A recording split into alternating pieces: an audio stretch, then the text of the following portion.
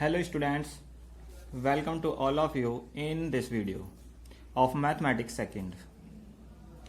Our topic was going on in the straight line is very important from examination point of view.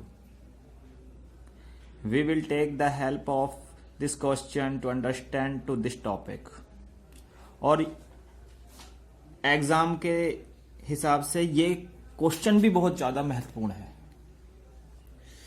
तो आइए हम समझते हैं इस क्वेश्चन को और शॉर्टेस्ट डिस्टेंस को, जो कि तुम्हारा स्ट्रेट लाइन का एक टॉपिक है। ठीक है, देखिए क्वेश्चन में क्या कह रहा है, find the shortest distance between the line. तो ये दो लाइनों की इक्वेशन है, एक लाइन ये और एक लाइन ये। इन दोनों लाइनों के बीच में हमें क्या निकालना है, हमें निकालना है शॉर्टेस्ट डिस्टेंस। अब शॉर्टेस्ट डिस्टेंस में क्या है, और आगे ये भी कह रहा है कि hence so the line are coplanar. ठीक है, तो इस क्वेश्चन को करने के लिए भैया सबसे पहले देखिएगा आप, ये जो आपको इक्वेशन दी हुई है ना, दोनों ये वाली और ये वाली, इन दोनों इक्वेशनों को, एक को इक्वेशन को हम लिख लेंगे R1 के इक्वल में और एक को लिख लेंगे हम R2 के इक्वल में।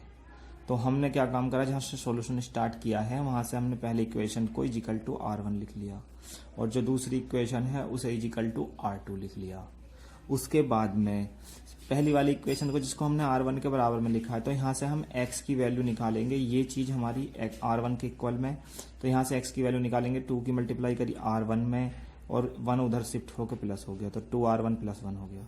ठीक है, ऐसे ही हमने y की वैल्यू निकाली, 3R1 + 2, 3R1 + 2, और ऐसे ही हम z की वैल्यू निकाली, 4R1 + 3। ठीक है, तो ये पॉइंट है, x की वैल्यू ये है, y की ये है, z की ये है, तो ये तो एक पॉइंट हो गया ना, ये वाला पॉइंट, तो इसे हमने एक पॉइंट की जगह रख दिया इन वैल्यूओं को, तो एक पॉइंट बन गया। और इस पॉइंट का नाम है p, इस पॉइंट का नाम क्या है, p रख दिया।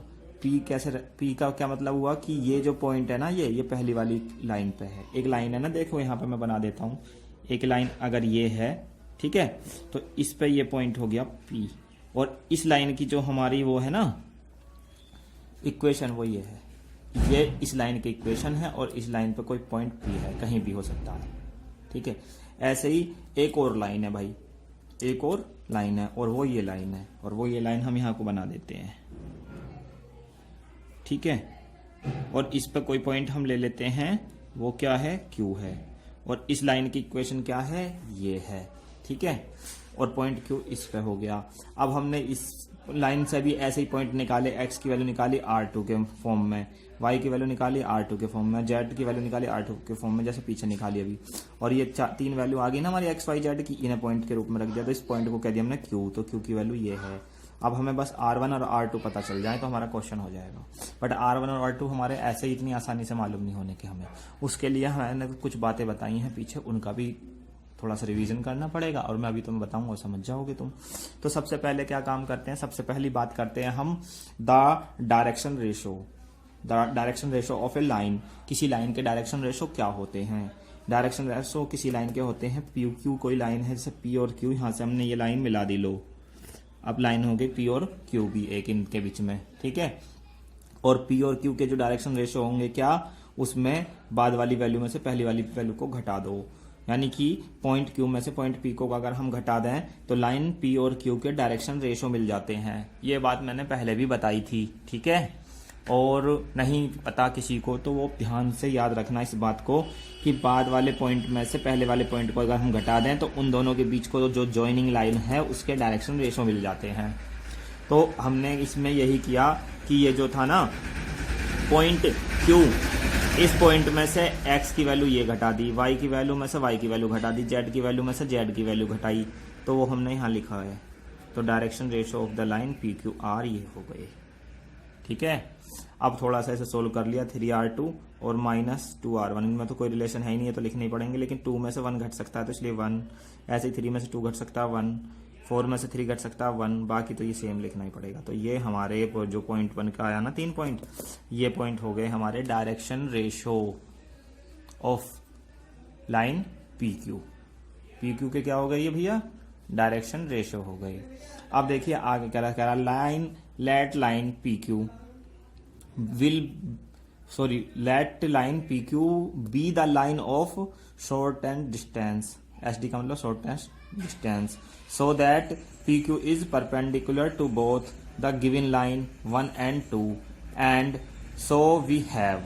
इसका मतलब ये हुआ कि P और Q R की फॉर्म में है ना, वैसे तो अभी हमें एग्जैक्ट तो पॉइंट पता ही नहीं है वो, तो हमने मान लिया कि देखो ये वाली जो लाइन है हमारी, मैं तुम्हें इस डायग्राम पे ले चलता हूँ, छोटा सा जो मैंने बनाया है, ये लाइन पे जो कहीं पॉइंट P है, इस लाइन पे जो पॉइंट कहीं Q है, अब ये यहाँ भी हो सकता है, यहाँ भी हो सकता है, यहाँ भी हो सकता है, ये Q पॉइंट जरूर थोड़ा ना यहीं हो, यहाँ भी तो हो सकता था, ठीक है, यहाँ भी हो सकता था, ऐसे ही P यहाँ भी कहीं भी हो सकता था। लेकिन अब हमने क्या मान लिया कि P और Q जो है हमारी क्या है, वो सबसे कम डिस्टेंस है इन दोनों लाइनों के बीच में, शॉर्टेस्ट डिस्टेंस है। अब शॉर्टेस्ट डिस्टेंस है तो शॉर्टेस्ट डिस्टेंस जब होगी, कब होगी, जब दो लाइनों के बीच में कम से कम दूरी हो, और कम से कम दूरी जब होती है जब दोनों लाइनों के बीच में जो एक तीसरी लाइन है ना, वो 90 डिग्री का एंगल बनाए, वो 90 डिग्री का एंगल बनाए दोनों ही लाइनों से। अगर देखो ये बताओ, ये वाली लाइन कम डिस्टेंस कम होगी या ये वाली डिस्टेंस कम होगी? ये वाली होगी ना। और ये क्यों कम होगी? क्योंकि 90 डिग्री का एंगल बना रही है यहाँ, तो 90 डिग्री का एंगल बनाती है तभी शॉर्टेस्ट डिस्टेंस होती है। तो पी क्यू जो लाइन है, पी क्यू जो लाइन है हमारी, है ना भैया, पी क्यू जो लाइन है वो शॉर्टेस्ट डिस्टेंस अगर बनाती है तो वो परपेंडिकुलर होगी उन दोनों लाइनों पे, ठीक है, होगी ना। तो अगर परपेंडिकुलर होगी तो वो उसकी नॉर्मल होगी। और मैंने आपको बताया था कि अगर दो लाइनों के डायरेक्शन रेशो पता हो, और उसमें एक फॉर्मूला मैंने आपको और बताया था, वो फॉर्मूला था जी आपका, यहां को लिख देता हूं चलो,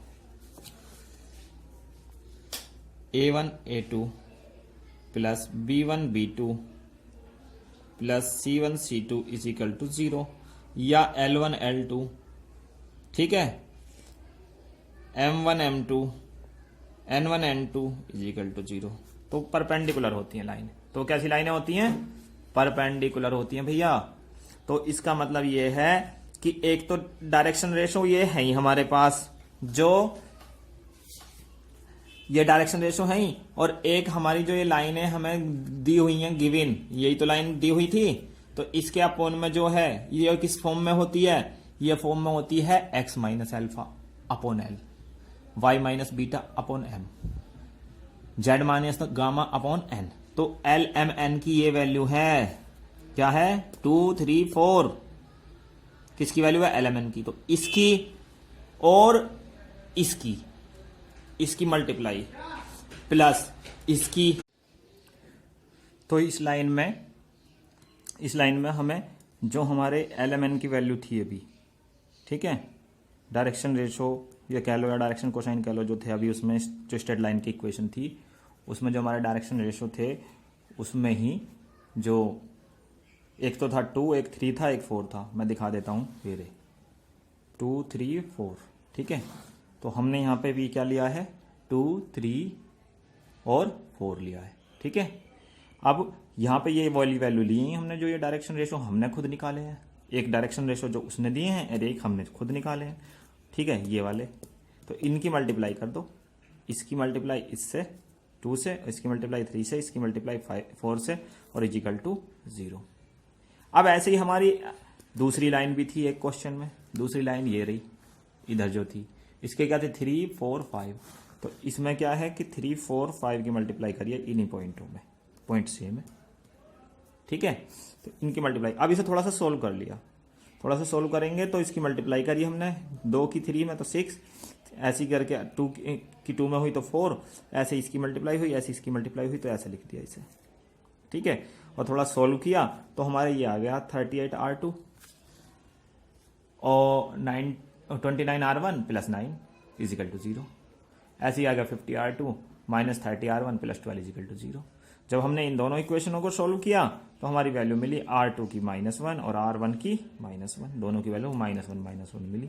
तो अब जो हमारे पास पॉइंट पहले निकाला हमने P और पॉइंट निकाला हमने Q, तो उन दोनों पॉइंटों में ये वैल्यू रख दो। तो P पॉइंट क्या था?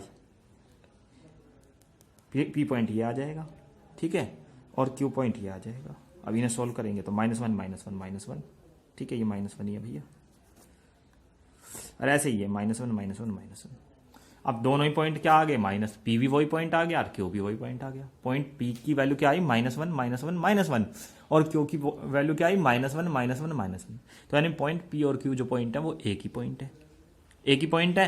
अब एक ही पॉइंट की अपने आप से तो डिस्टेंस कुछ होती नहीं, तो शॉर्टेस्ट डिस्टेंस कितनी हो जाएगी इसकी, 0। शॉर्टेस्ट डिस्टेंस कितनी, 0। देखिएगा तो इसमें आप लिख देंगे कि H D is 0, shortest distance is 0। अब जब उनके बीच में दूरी नहीं है कुछ लाइनों के बीच में, तो वो दोनों क्या है, एक ही प्लेन पे होंगी, फिर तो एक ही प्लेन पे होंगी ना, तो उस लाइन इज कोप्लानर भी होंगी। तो बस ये क्वेश्चन हो गया। और इसी जैसे मैंने ये क्वेश्चन तुम्हें कराया है, इसी तरीके से बाकी क्वेश्चन भी होंगे तुम्हारी बुक के, सभी क्वेश्चन इसी तरीके से करने हैं तुम्हें, ठीक है। इनमें से एक क्वेश्चन जरूर आता है एग्जाम में, जरूर ही आगा, ठीक है। तो भैया मैं आशा करता हूं कि आपको ये क्वेश्चन समझ में आ गया होगा, ठीक है, और इसको जरूर कर लेना। Thank you for watching my video.